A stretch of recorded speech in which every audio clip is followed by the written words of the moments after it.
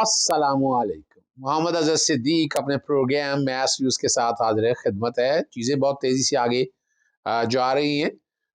पाकिस्तान तहरीक इंसाफ कराची में बल्दियाती इलेक्शन आ जाए ये नामुमकिन सी बात है। तो और यकीनन ये आरटीएस बैठना, इलेक्शन कमीशन का रोल, इस पे मैं काफ़ी टीम वर्क मेरा कर रही है, काम कर रही है। मैं सुबह के वक्त आपको जो प्रोग्राम चलेगा उसमें मैं गुफ्तगू करूँगा लोकल गवर्नमेंट के कराची के सिंध के इलेक्शंस के हवाले से।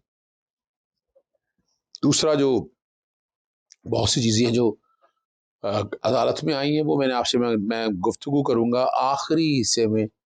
मैं जिक्र कर देता जब नहीं ज़रूरी है यहाँ बताना पहले। लतीफ़ अफरी साहब एडवोकेट हैं, सुप्रीम कोर्ट बार एसोसिएशन के साबका सदर हैं, बड़ी तवाना आवाज़, अल्लाह ताला उन्हें मग़फ़िरत करे। उन्हें कत्ल कर दिया गया हाई कोर्ट के बाहर रूम के अंदर। और अब यहाँ से अंदाज़ा लगा लें साफ़ियों के साथ जो जुल्म हो रहा है, जो वकला के साथ हो रहा है, ये काबिल बर्दाश्त नहीं है। अब ये सोचना पड़ेगा हुकूमत वक्त को।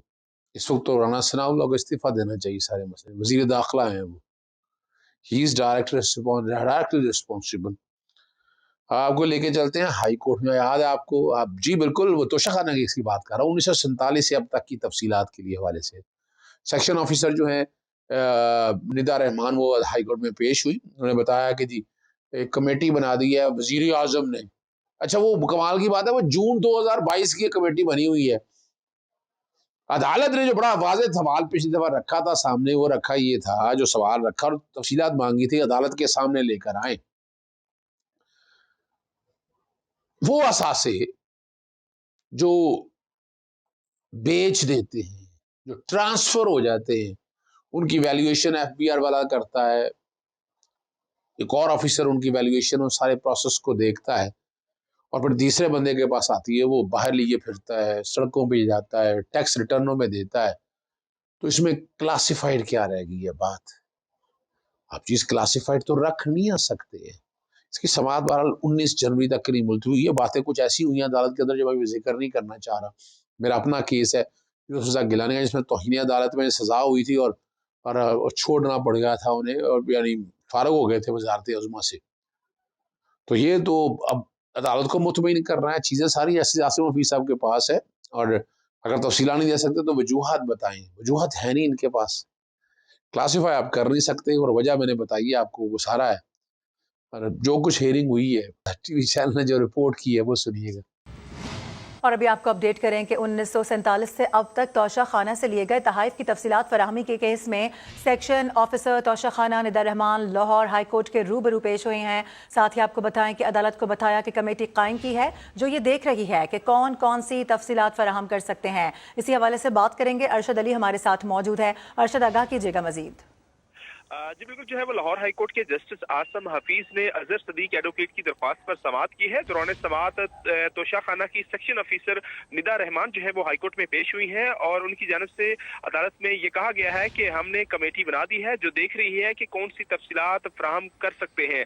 इसके साथ साथ अदालत ने रिमार्क दिया है कि अगर तोशाखाना की तफसीलात नहीं दे सकते तो उसकी वजूहात भी बताई जाए। अदालत ने यह भी कहा कि जब चीजें पब्लिक हो गई हैं तो बाकी क्यों छुपाई जा रही है।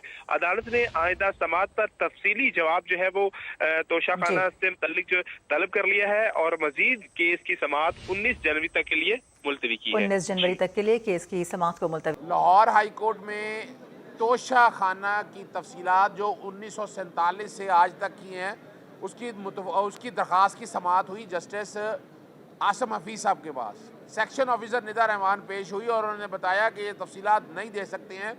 वज़ीर आज़म ने एक कमेटी कोई तश्कील दी है, वो कमेटी बैठकर इसका फैसला की। अदालत को बताया गया कि ये बुनियादी हक है, और अदालत के रिमार्क्स बड़े वाज़ेह तौर पर थे कि जब तोशाखाना के जो तहाइफ हैं एक आदमी ख़रीद लेता है, उसकी FBR असेसमेंट करता है, या बाकी वो तमाम मामला जब तय किए जाते हैं तो उसके बाद तो कोई चीज़ रह नहीं जाती, वो तो हुकूमत के हाथ से निकल जाती है, और वो अपने टैक्स रिकॉर्ड में भी बताता है, तो उसको कैसे रोका जा सकता है। अदालत को मुतमिन करना पड़ेगा। आज हम मॉडर्न दौर में आ गए हैं, या शफाफियत चाहिए कि जो भी असासे लिए हैं, जो भी ख़रीदे हैं, वो सरकार से ख़रीदे हैं, तो वो आवाम को पता होना चाहिए। 19 और 19 से आवाम को ये हक देता है।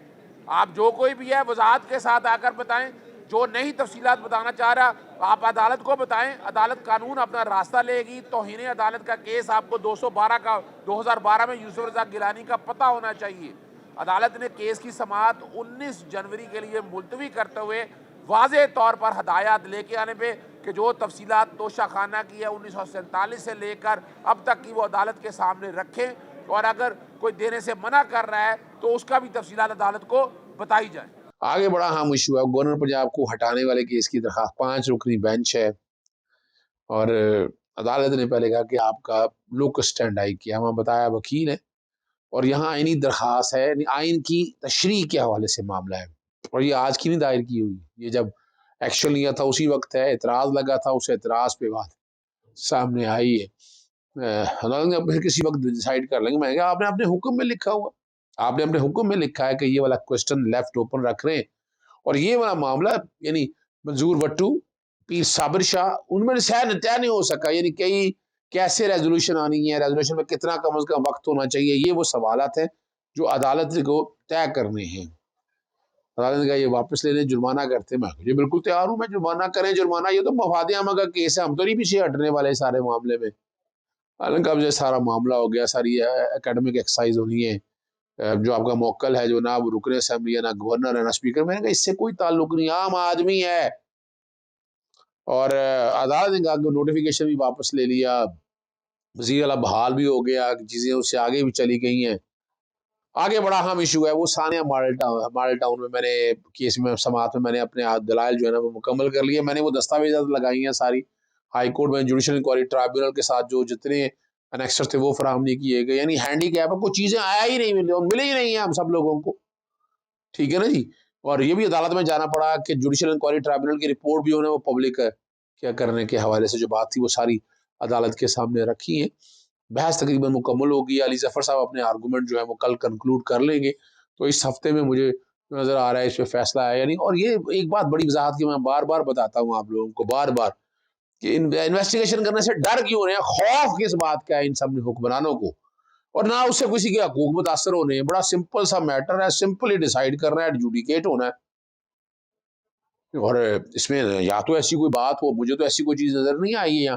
پھر وہ بورن فروٹ کے اوپر جب دیکھیں سپریم کورٹ نے آپس معاملہ گیا اس کو نوٹس کے حوالے سے، اور سپریم کورٹ نے جب دیکھا کہ سوال فریم کیا کہ دوسری جی آئی ٹی بن سکتی ہے کہ نہیں بن سکتی، اور حکومت پنجاب نے آ کے کہا کہ ہم بنا رہے ہیں۔ اب یہ جتنے بھی آج یہاں پر مدعی ہیں یہ وہاں پر فریق تھے، وہاں ان کی باتیں سنی گئی، انہوں نے وکیل پیش ہوئے، اور سپریم کورٹ نے جب اس سوال کا جواب دے دیا یہ پارٹی کے درمیان ہے، بن سکتی یا نہیں بنتی یہ ایشو نہیں ہے، اس کیس کے حوالے سے جب سپریم کورٹ نے کہہ دیا اور آخر میں رزلٹ بھی لکھ دیا کہ بورن فروٹ، نتیجہ مل گیا آپ کو، تو سپریم کورٹ کے فیصلے کے پیچھے تو نہیں چھپ سکتے نا، آپ سپریم کورٹ کے اوپر بیٹھ جائیں یعنی سپریم کورٹ کا فیصلہ ہم بدل دیں، ہم سائڈ بائی سائڈ کر دیں، تو یہ ناممکن سی بات ہے، یہ تو پاسبل ہی نہیں ہے۔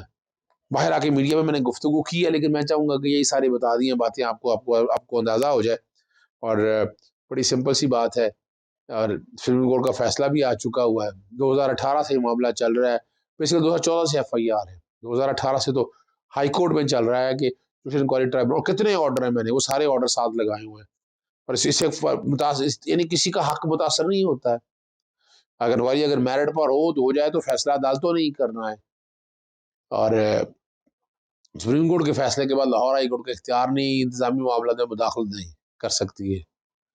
یہ سارے معاملے سوچنے والے ہیں نا، یہ نہیں اختیار تو اتنا کا جتنا اختیار دیا ہو، جب اختیار ہی نہیں ہے، یہ وہ معاملے سارے کورٹ کے سامنے میں نے رکھے ہیں، میں نے میڈیا سے بھی گفتگو کی ہے، اگر زیادہ لمبی ویڈیو ہو تو وہ چلا دیں گے، ورنہ میں نے جتنے باتیں کرنی تھی آپ سے کر دی۔ لاہور ہائی کورٹ کے لارجر بینچ کے سامنے جواد حامد وغیرہ کی طرف سے ماڈل ٹاؤن ثانیہ کے جس میں جے آئی ٹی کو غیر قانونی ڈکلیئر کرنے کے حوالے سے درخواست کی سماعت چل رہی ہے، عدالت کے سامنے بتایا گیا کہ 2014 سے اب تک کوئی تفصیلات نہیں مل رہی ہیں، جو ریکارڈ مانگا جا رہا ہے جوڈیشل انکوائری ٹرائبیونل جو تھا 2017 میں لاہور ہائی کورٹ نے آرڈر کیے تھے 2017-18 میں کہ وہ رپورٹ فراہم کی جائے اور تمام انیکسر دیے جائیں، ابھی تک وہ تمام تفصیلات نہیں فراہم کی گئی ہیں، جے آئی ٹی کی رپورٹیں بھی مانگی گئی وہ بھی فراہم نہیں کی گئی ہیں، تو جے آئی ٹی کے اگر کوئی انویسٹیگیشن ہو رہی ہے اس سے کسی عوام کا حق متاثر نہیں ہوتا ہے، کسی کا بھی حق متاثر نہیں ہوتا ہے، ایک انویسٹیگیشن آئے گی جو بھی فیصلہ ہوگا عدالت دیکھ لے گی اس پہ کیا کرنا ہے، اور تقریباً آج 7 عدالت کے بھی ریمارکس ہے کہ 7 سال ہو گئے ہیں سارے معاملے کو، اور عدالت کے یہ اور تمام دستاویزات جو عدالت کے سامنے رکھی ہیں، عدالت نے ریکارڈ پہ لگانے کا حکم دے دیا۔ جی آخر میں مسلم لیگ کاف جو ہے وہ پاکستان تحریک انصاف میں آپ نے دیکھ لیا سارے 6-7 ایم پی یہ سارے جو ہے نا یہ اب یہاں شامل ہو گئے اور یہ بڑا فیصلہ کیا ہے، یعنی نظر بھی آ رہا ہے کہ آگے سیاسی جماعت جس کا مستقبل ہے وہ پاکستان مسلم لیگ ہے، اور باقی انشاءاللہ آنے والے دنوں میں اب بڑا فرق دیکھیں گے آپ، اور جس طرح ہمارے سسٹم چل رہا ہے نا، اس سسٹم کو سوچنے والی بات ہے، اس کو ٹھیک کیسے مزید کیسے کیا جا سکتا ہے۔ اجازت چاہتا ہوں، السلام علیکم، اللہ حافظ، پاکستان زندہ باد۔